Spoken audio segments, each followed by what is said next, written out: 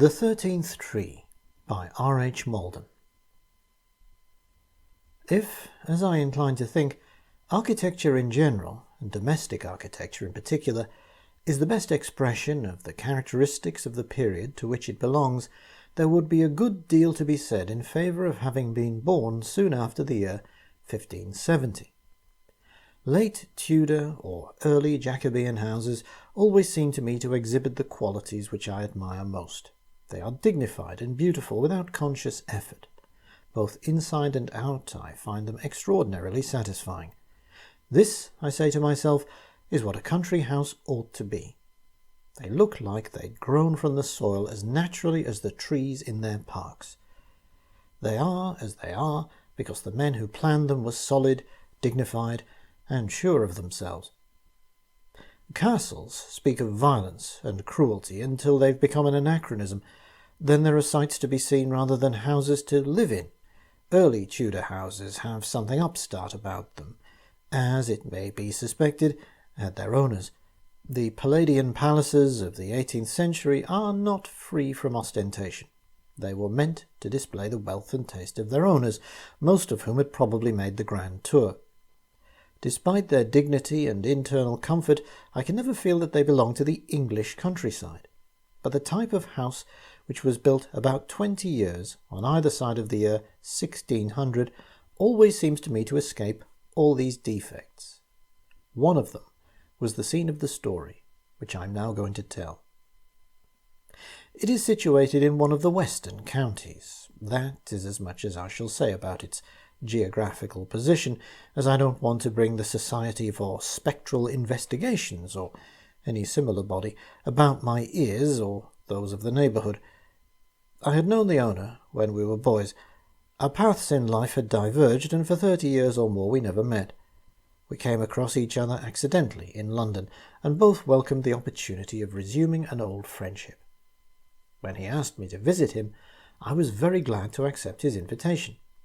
Accordingly, a few weeks later, on a fine day early in October, I caught a train at Paddington for my journey westwards. I had made acquaintance with the first 20 miles of the Great Western in the year 1890, and for some time after that they'd been very familiar to me. But I had not travelled by that route for a good many years, and was horrified to see how the Great Wen, as Cobbett rudely called London, had spread over what I remembered as pleasant countryside. One of the few things which didn't seem to have altered since I'd passed that way last was a building of really exceptional ugliness, a hotel, I believe, close to the station at Slough. For, I think, the first time in my life, the sight of it gave me real pleasure. I had to change 3 times in the course of my journey, and it was nearly 5 o'clock when I got out at the country station where my host met me. The light was failing when we arrived at the house, and I could only see that it was large, and that it promised to be very beautiful. I was introduced to my hostess and her 2 daughters, and after tea in the hall, in front of a superb log fire in a large open fireplace, my host took me to the smoking room. "I had no idea you were such a territorial magnate," I said to him when we'd settled down. "I never expected to be," he said. "My father was a parson in the north, and I became a solicitor in York, as you know. We lived just outside York for the first 15 years after I was married. I knew of this place, but never saw it until I succeeded a distant cousin, whom I never saw either, nearly 7 years ago. He was unmarried, and a queer-tempered old chap by all accounts. Perhaps the fact that he'd never seen me influenced his choice of an heir. The place isn't entailed, and there were several distant relations beside me.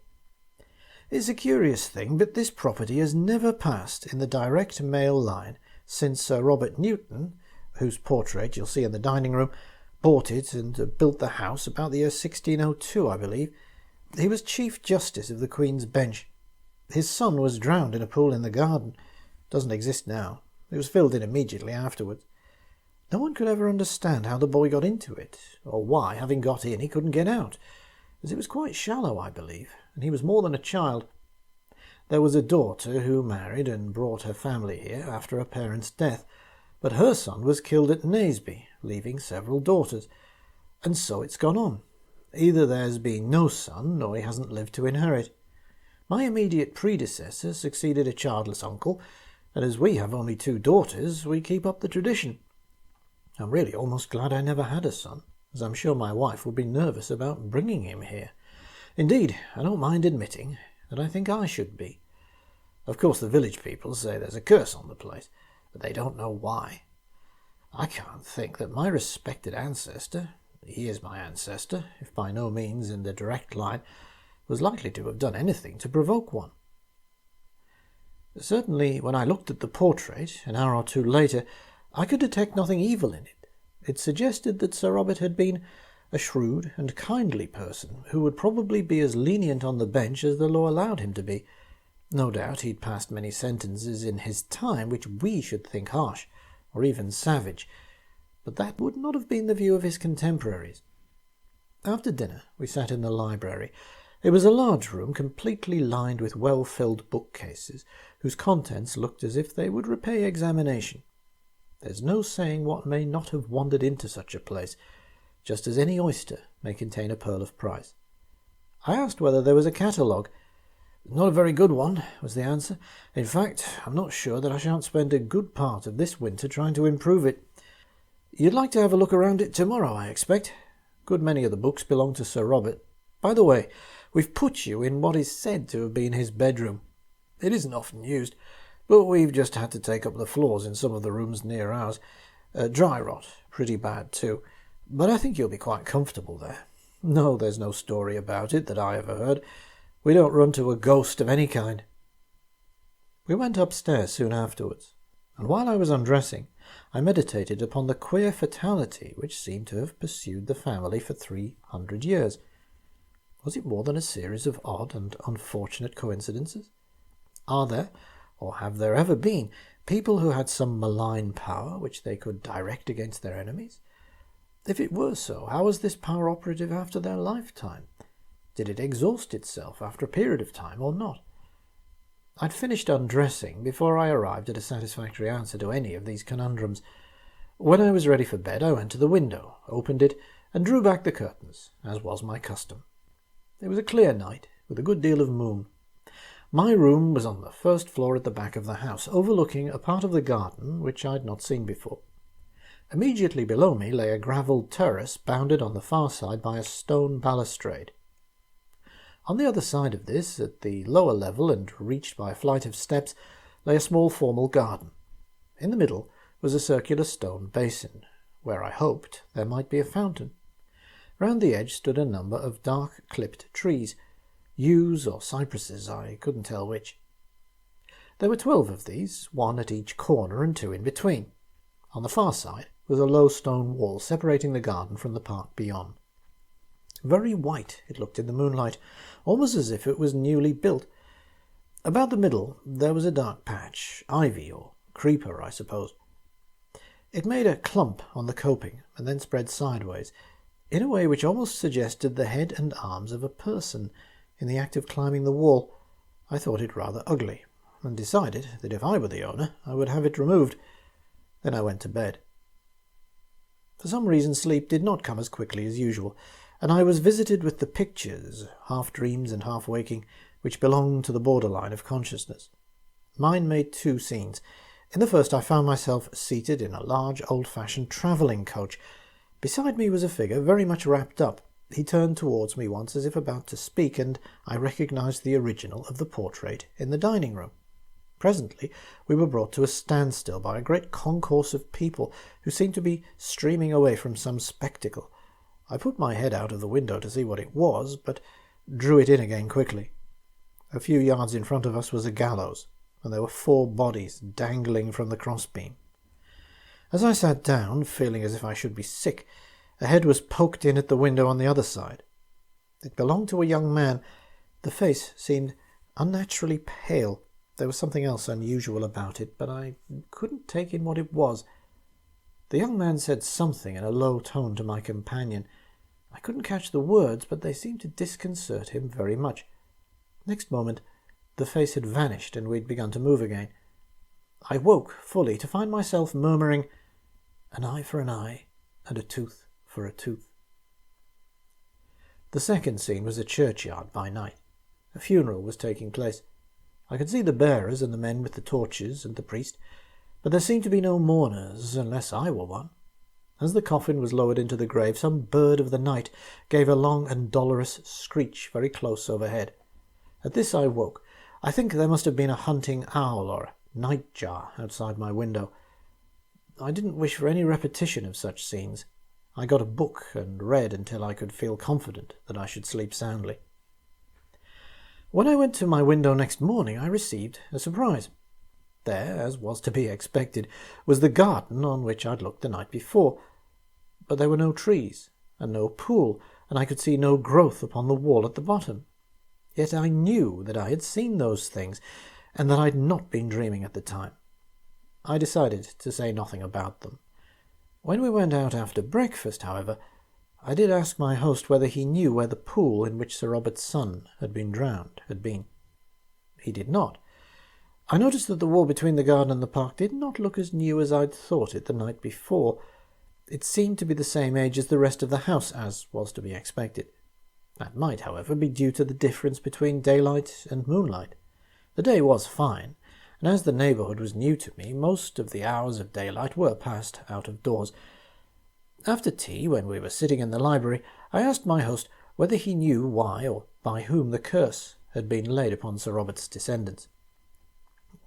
"Well," he said, "there's a bit of a story about it, but all I know is very incomplete. It doesn't explain much. It seems that in the old judge's time there was a woman in the village who was reputed to be a witch. Nothing very out of the way about that. In fact, you wouldn't have to look very far to find witches, or reputed ones, in these West Country villages today.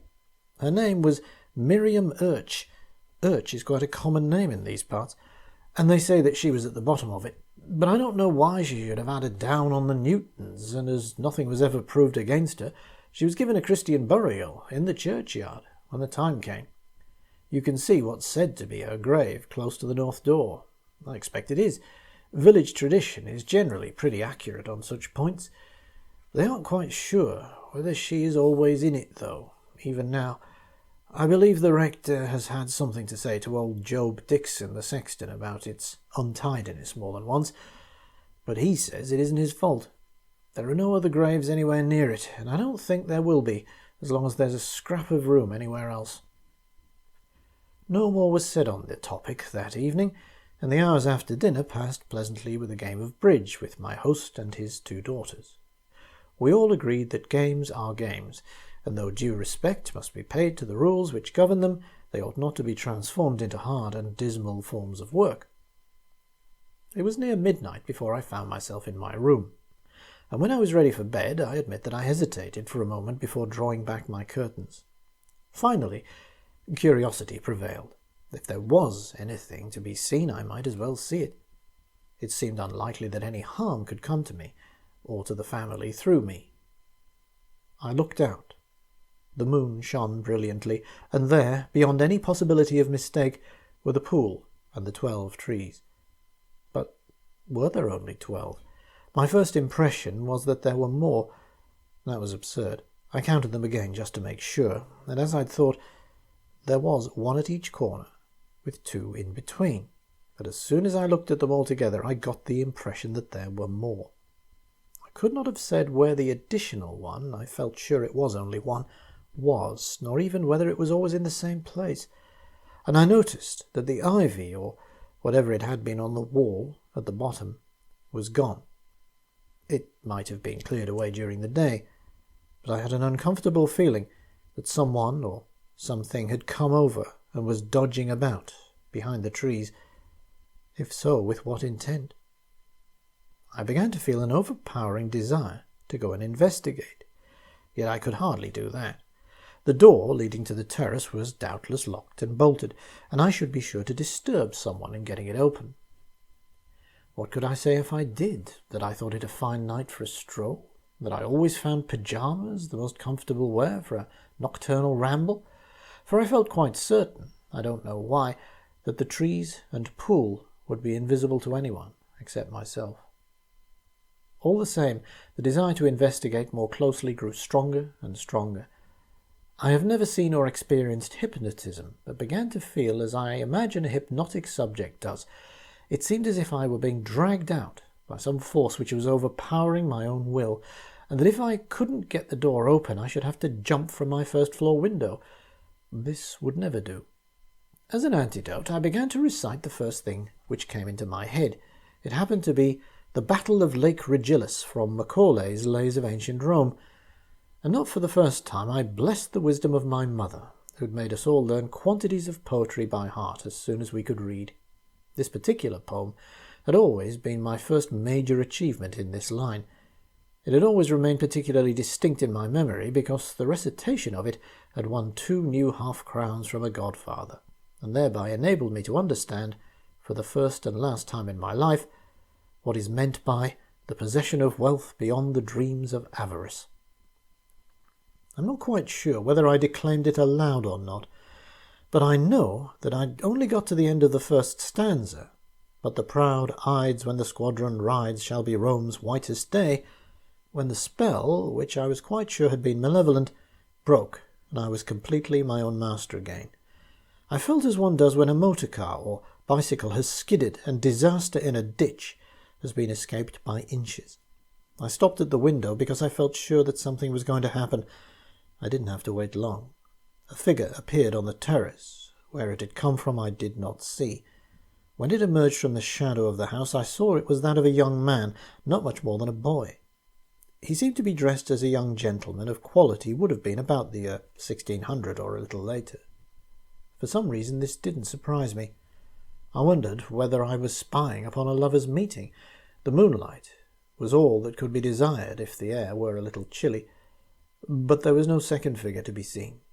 He went down the stone steps leading from the terrace to the garden below, and advanced to the edge of the pool. He stood there for a minute or two, looking down into the water. Perhaps he was admiring the reflection of the moon. Then a very horrid thing happened. A vague black shape darted from behind one of the trees and flung itself upon him. It lay on top of him and had obviously forced him into the pool face downwards with intent to drown him. I tried to shout, though what good that could have done I don't know, but no sound would come. I thought of going to the rescue, but found myself unable to move. Of course that would have been equally futile could I have got there.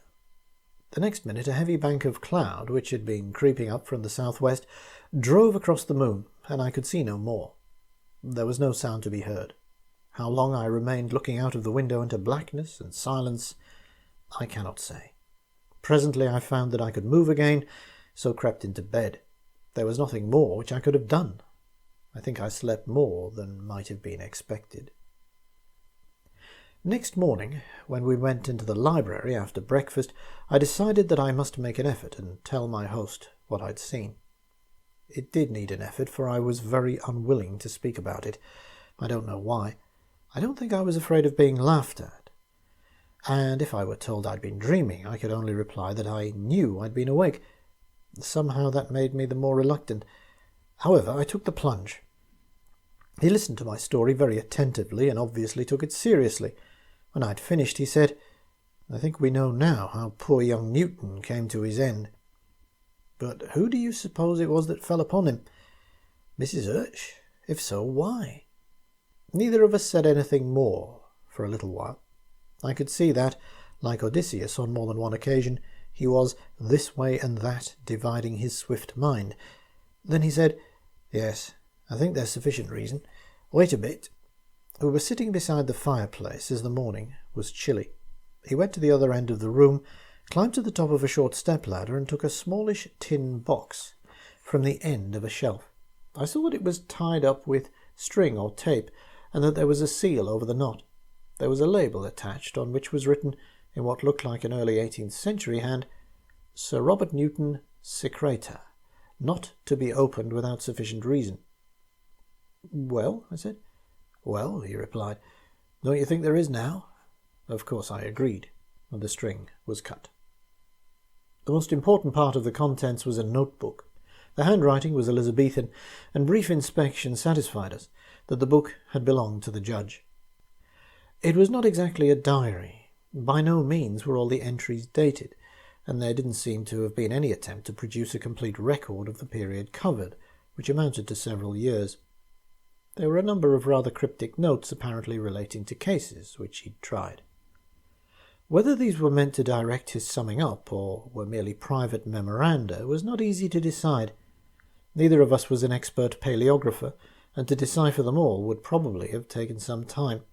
So we put the book aside, for the moment. There were several letters from Lady Newton, from which it was to be inferred that she'd gone down to the west to supervise the completion and furnishing of the new house, while her husband was detained by work in London. These told a not unfamiliar tale of dilatory workmen, of things ordered from a distance which were not delivered on the day appointed, and so forth.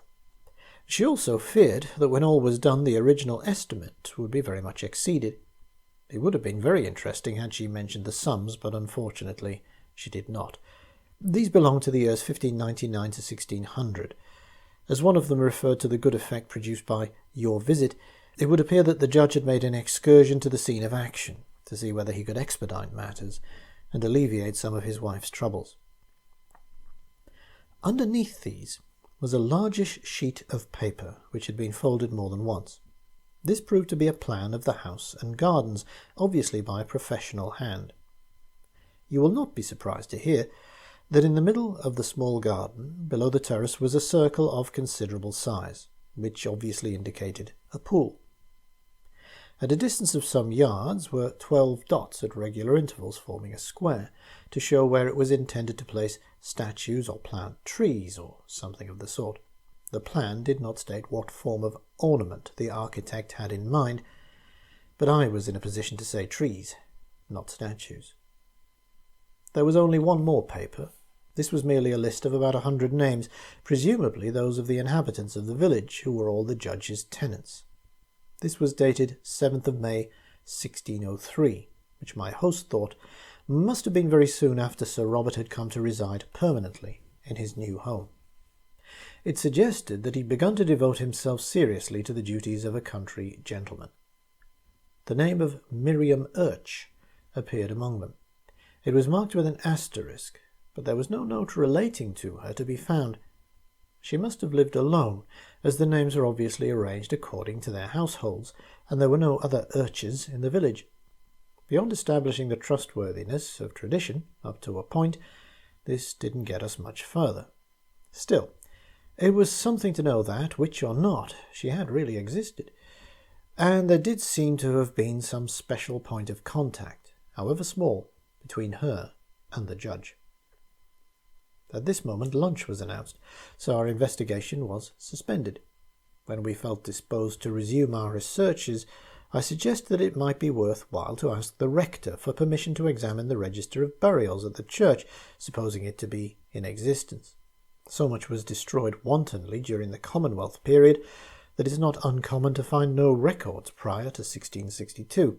However, we were in luck. The registers were complete from 1558 onwards. 7th of May, 1603, was our terminus a quo, and we found the entry of the burial of Miriam Urch on the 4th of November in that year. She had died on the 31st of October. There was an asterisk in the margin and at the foot of the page. We thought in another hand, but could not be sure. Under ye yew tree by ye north door. This was the only note appended to any entry in the volume. It might be presumed that her estate was not sufficient to provide a headstone for the grave, and that no one else was prepared to bear the expense. Also that somebody, whether at that time or afterwards, was anxious that the site should not be forgotten. We turned on. The entries were few, as the population of the village was small. We found the burial of Philip Newton, aged 19 years, on the 7th of November 1604. He had died 3 days before. I said. Coincidences do happen, but this seems a little too close not to have been arranged.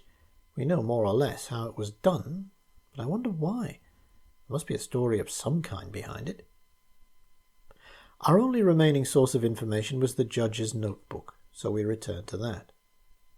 The next day was so wet that there was nothing to distract us, and as we became familiar with his hand, we found that we could read most of it without much difficulty. The impression which we'd formed on our first cursory inspection was confirmed.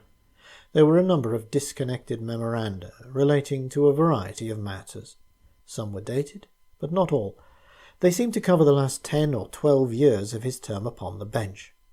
Some were concerned with cases which he'd heard, others with purely domestic matters. Some were too short to be fully intelligible. It looked as if it had been Sir Robert's practice to put down, from time to time, whatever happened to be passing through his mind, not necessarily every day, without attempting to keep a systematic diary. One of the longest entries was a very noble prayer, apparently his own composition, that he might be enabled to do justice in the fear of God and with no fear of man. Shortly after this was another prayer, for forgiveness for any failure. It was clear that he'd been a conscientious judge and had set himself a high standard. Interesting as much of this was, it was not relevant to our immediate purpose. We'd got to almost the last page before we came upon anything which threw any light on the subject of our investigation. The last case which he'd heard before his retirement, or at any rate the last of which there was any record, was of 4 men for highway robbery committed on Hounslow Heath. Their names were given: Roger Hewitson, William Parrott, Edward Backhouse, and George Urch. The first 3 were bracketed together with the words "taken red-handed" written against them. But for some reason the case against George Urch seems to have been less clear. His name was followed by a few jottings. Taken next day, no good alibi, identified on oath. Then followed 2 or 3 lines which were quite illegible. Below them the words "condemned with the others." The only other entries were purely personal. After this trial, but at what interval it was impossible to say, both his health and his spirits seemed to have been affected. Twice he recorded, "kept my chamber all day." Once he had sent for the apothecary, to whom he paid 2 shillings and 6pence. Another entry showed that he'd paid a visit to the rector of St. Margaret's, Westminster. This ended with the word "comforted," from which it would appear that whatever his trouble was, it was not entirely physical. At this time his wife and family must have been elsewhere, as he spoke of arranging for his man, whose name was Edward Hillier, to lie in the little chamber next to mine, and more than once had E.H. to sit with me in the parlour. It is a reasonable guess that George Urch the highwayman was the son of Miriam Urch, and that it was within her knowledge that Sir Robert had sent him to his death.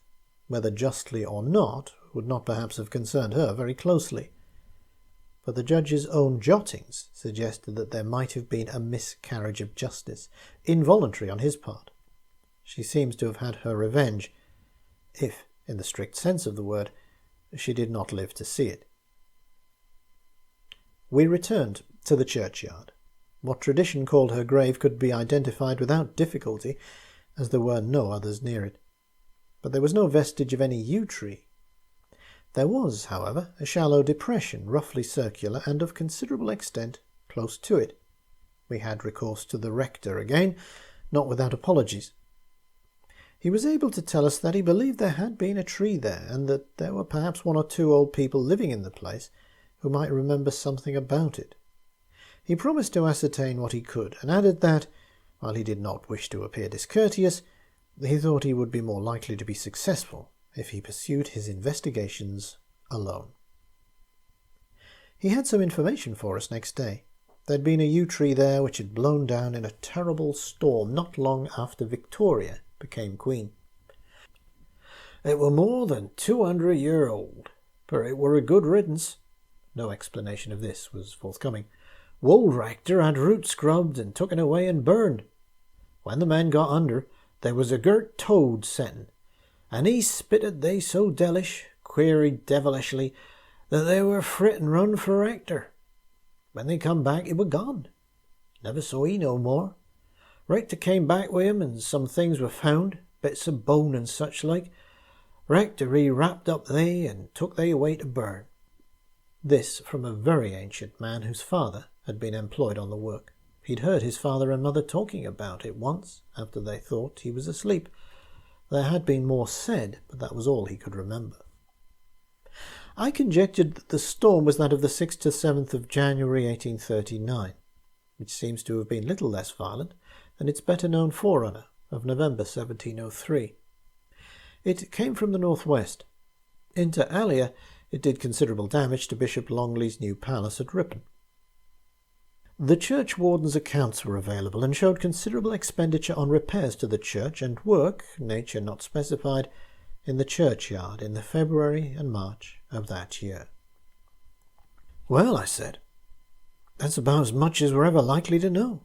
I doubt whether Mrs. Urch can do any more mischief, if she likes to give a repetition of her original performance now and again. I expect the tree, which would have been quite a small one in her time, was necessary somehow. There seem to be unaccountable but very rigid rules governing these things. Perhaps we shall understand them better some day." "You may be right," said Phillipson. "I don't think I've mentioned his name before. Now I come to think of it, there hasn't been a direct male heir at any time since 1839 for her to try her hand on. All the same, I wonder—" I was not much surprised to hear a few months later that Mr. Phillipson thought the house too expensive, that he was conveying it to the National Trust and going to live elsewhere. I believe that it's uninhabited now, so that if Mrs. Urch ever returns to it, no one will be any the wiser or the worse. I have also heard that the trustees would like to restore the sunken garden, according to the plan found amongst Sir Robert's papers.